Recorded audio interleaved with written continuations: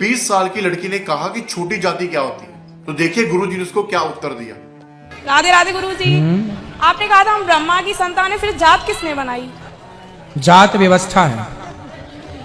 जैसे यहाँ कथा हो रही है तो कथा में स्त्रियों की व्यवस्था अलग है, बैठने की, पुरुषों की अलग, बिठालने वाले व्यवस्थापक अलग हैं, ये टेंट लगाने वाले अलग हैं, ये साउंड लगाने वाले अलग हैं। ये सब कौन है? व्यवस्थापक। क्या बिना व्यवस्थापक के व्यवस्था होगी? नहीं। उसी तरह समाज की 4 व्यवस्था है। ब्राह्मण एक व्यवस्था है, क्षत्रिय एक व्यवस्था है, वैश्य की व्यवस्था है।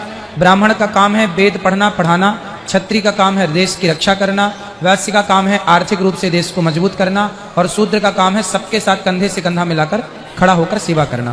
तो ये व्यवस्था बनाई गई है। बाद में कुछ लोगों ने भेदभाव पैदा किया। भगवान ने जब बनाया तो क्या बनाया? व्यवस्था बनाई। ब्राह्मण कोई जाति नहीं है, ब्राह्मण एक व्यवस्था है। क्षत्रिय कोई जाति नहीं है, व्यवस्था है। वैश्य शूद्र कोई जाति नहीं, व्यवस्था है। बाद में समय बदलता गया, लोगों ने अपने अपने तरीके से उन्हें लेना शुरू कर दिया, अपने अपने तरीके से उनकी व्याख्याएं शुरू कर दी। भगवान की तरफ से तो कोई भेद नहीं था, कोई छुआछूत नहीं था, कोई ऊंच और नीच नहीं था। भगवान राम शबरी के घर भी जाते थे, निषाद को भी गले लगाते थे, लेकिन बाद में कुछ लोगों ने भेदभाव का जहर घोल दिया। तो वो भेदभाव का जहर बाद में घोला। और ब्राह्मण किससे पैदा है? ब्राह्मण किससे पैदा है? भगवान के मुख से ब्राह्मण पैदा हुआ। ब्राह्मणों से मुखमासीद बाहु राजन्यः कृतः ऊरु तदस्य यद्वैश्यः पदभ्यांगुं शूद्रो अजायत। क्षत्रिय भगवान की भुजाओं से प्रकट हुए, वैश्य भगवान की जंघाओं से, और शूद्र भगवान के चरणों से। चारों के पिता भगवान हैं। और कोई सवाल? नहीं। समझ में आया? क्या समझ में आया पहले ये बताओ, बात कराओ। क्या समझ में आया आपके? हाँ समझ में आया। क्या समझ में आया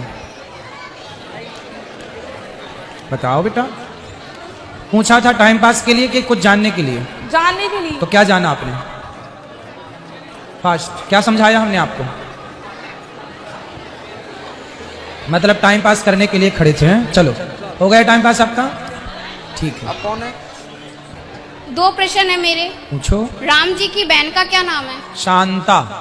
अच्छा, इसका चित्रण नहीं किया? है। अच्छा। भागवत जी में है, 9वें स्कंध में। एक और प्रश्न, जो हमसे नीच कोटि के लोग होते हैं, नीच कोटि का कोई नहीं होता। नहीं मतलब बता रही हूँ, हाँ। छोटी जाति के जो लोग होते हैं। छोटी जाति भी नहीं होती। तो आप बताओ। नहीं, आप पूछना क्या चाह रहे हैं पहले ये मैं ये बताना चाहती हूँ जाति ना कोई ऊंची होती है ना कोई नीची, तो फिर कोई नीच नहीं होता। तो फिर भागवत हर कोई क्यों नहीं पढ़ सकता? भागवत इसलिए हर कोई नहीं पढ़ सकता क्योंकि जब तक आप, हर कोई इंजेक्शन भी तो नहीं लगा सकता, हर कोई दवाई भी तो नहीं दे सकता। जो सरकार की तरफ से लीगल है, जो प्रोसेस पूरा करेगा, हर व्यक्ति एडवोकेट भी तो नहीं हो सकता, हर व्यक्ति जज भी तो नहीं हो सकता। सरकार जिसकी पढ़ाई लिखाई देखकर, सरकार जिसको तय करेगी परीक्षा इत्यादि एग्जाम लेकर, जिसको तय किया जाएगा डिग्री परफेक्ट होगी, वो क्या बनेगा? वो अधिकारी बनेगा, आईपीएस बनेगा, आईएएस बनेगा, वो डॉक्टर बनेगा, वो इंजीनियर बनेगा, वो डॉक्टर बनेगा। किसी को भी तो आप डॉक्टर नहीं बोल सकते ना। उसी तरह जैसे सरकार तय करती है कि कौन डॉक्टर बनेगा, कौन इंजीनियर बनेगा, कौन एडवोकेट करेगा, उसकी प्रॉपर शिक्षा होती है, उसका अधिकारी होता है कि अब ये हो गई शिक्षा, अब ये अधिकारी है। उसी तरह शास्त्रों का जो ज्ञाता हो गया, जो उस ज्ञान को, उस रहस्य को जान लिया, वो अधिकारी हो जाता है। वो कहे, वो सुने, बढ़िया। सब कोई नहीं, सब कोई कैसे अधिकारी हो जाएगा? जो पढ़ेगा लिखेगा उस सब्जेक्ट को, सारे, मैं सुई लगाने लग जाऊं तो मर ही जाएगा कोई, सुई लगा मेरे से आती नहीं है।